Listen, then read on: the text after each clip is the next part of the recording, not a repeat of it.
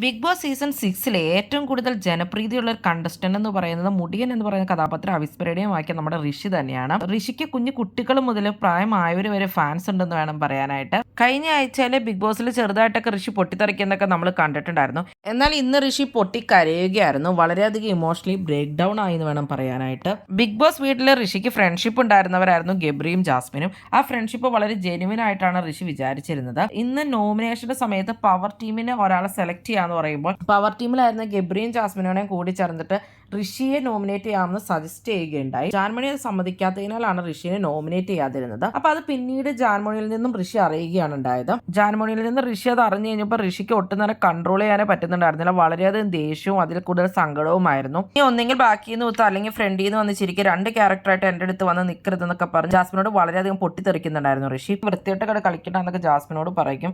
അതുകൂടാതെ ഗബ്രിയോട് വാഴ പോലെ വാഴയുടെ പുറകിൽ നടക്കുന്ന മരവാഴ എന്നൊക്കെ പറഞ്ഞ് ഗബ്രിയോടും ദേഷ്യപ്പെടുന്നുണ്ടായിരുന്നു. രണ്ടാണെങ്കിലും നോമിനേഷൻ ചെയ്യാൻ പാടില്ല എന്നുള്ള രീതിയിലൊക്കെ ജാസ്മിനും അങ്ങോട്ട് തട്ടി കയറുകയും പിന്നീട് ജാസ്മിൻ കരയുകയും അതുപോലെ തന്നെ ഋഷിയും ഇമോഷണലി വളരെയധികം ബ്രേക്ക് ഡൗൺ ആവുകയും കുറെ സാധനങ്ങൾ വലിച്ചെറിയുകയും ഒക്കെ ചെയ്യുന്നുണ്ടായിരുന്നു. അവർ ടീമിൽ നടന്ന ഈ ഡിസ്കഷൻ ജാൻമണി പറയാൻ പോയതാണ് എല്ലാ പ്രശ്നങ്ങൾക്കും കാരണമായത്. ഇതിനിടയ്ക്ക് റോക്കിയും കുറെ കാര്യങ്ങൾ ജാസ്മിനെതിരായിട്ട് ഋഷിക്ക് പറഞ്ഞു കൊടുത്തിട്ടുണ്ടായിരുന്നു. റോക്കിയും ജാസ്മിനും തമ്മിൽ അല്ലെങ്കിൽ എപ്പോഴും പ്രശ്നങ്ങളാണ്. റോക്കിക്ക് ഓൾറെഡി ജാസ്മിന് അത്ര താല്പര്യമില്ല. പിന്നീട് കൺഫെഷൻ റൂമിലേക്ക് ബിഗ് ബോസ് വിളിക്കും. ബിഗ് ബോസ് ആയിട്ട് വാണിംഗ് കൊടുക്കുകയും ചെയ്തു ഋഷിക്ക്. എന്തായാലും ഇന്ന് കാര്യങ്ങൾ ഋഷിയുടെ കൈവിട്ട് പോവുകയാണ് ഉണ്ടായത്. ഋഷി അല്ലാണ്ട് തന്നെ നോമിനേഷനിൽ വരികയും ചെയ്തു. പക്ഷെ ഋഷിക്ക് നോമിനേഷനിൽ വന്നതുകൊണ്ടുള്ള ഒരു പ്രോബ്ലം ആയിട്ട് തോന്നുന്നില്ല. ഇത്തരം കൂട്ടായിട്ടിരുന്നിട്ട് ഒട്ടും ആക്റ്റീവ് അല്ല എന്നൊക്കെ പറഞ്ഞാണ് ഋഷിനെ ഇവർ നോമിനേറ്റ് ചെയ്തത്. സേഫ് ഗെയിം കളിക്കുന്നവർ ഒട്ടും ആക്റ്റീവ് ആയിട്ട് മറ്റുള്ള കാര്യങ്ങളിലൊന്നും ഋഷിനേക്കാളും ഇടപെടാത്ത ആളുകൾ അവിടെ ഉണ്ട്. അപ്പൊ അവർക്ക് വേണമെങ്കിൽ അവരുടെ പേര് പറയായിരുന്നു. എന്നിട്ട് ഇത്രയും കൂട്ടായിട്ടിരുന്ന ഋഷിയുടെ പേരാണ് അവർ പറഞ്ഞത്. അത് തന്നെയാണ് ഋഷിക്ക് ബുദ്ധിമുട്ടുണ്ടാക്കിയതും. നിങ്ങൾക്ക് എന്താണ് തോന്നിയത്? ഋഷിനേക്കാളും സേഫ് ഗെയിം കളിക്കുന്ന ആളുകൾ അവിടെ ഉണ്ടായിട്ട് ഇവരെന്തിനാണ് ഋഷിയുടെ പേര് പറഞ്ഞത്? ഋഷി എന്ന് കുറച്ച് ഓവറായെന്ന് നിങ്ങൾക്ക് തോന്നുന്നുണ്ടോ?